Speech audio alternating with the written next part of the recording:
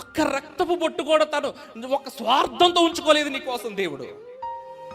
నా కుమారుడు క్షేమంగా ఉండాలి, నా కుమార్తె క్షేమంగా ఉండాలి, నా పిల్లలు క్షేమంగా ఉండాలి, వారు బ్రతకాలి అంటే వారికి బదులుగా నేను చావాలి.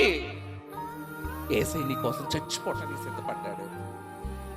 నువ్వంటే ఎంత ఇష్టమో తెలుసా యేసయ్యకి?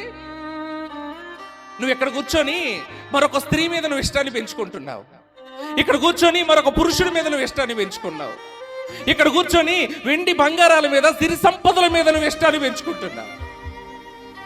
కానీ నీ కోసం యేసయ్య చేసిన త్యాగానికి, యేసయ్య నీ మీద చూపిన ప్రేమకి, నువ్వు యేసయ్య మీద ఇంత ప్రేమను కూడా చూపించలేని దీన దారిద్రతలో ఇక్కడ కూర్చున్నాం మనం. ఎంత చేశాడో తెలుసా యేసయ్య నీ కోసం? ఒక భార్య చేయలేని పని దేవుడు చేశాడు, ఒక భర్త చేయలేని పని దేవుడు చేశాడు, ఓ పిల్లలు చేయలేని పని, తల్లిదండ్రులు చేయలేని పని యేసయ్య నీ కోసం చేశాడు.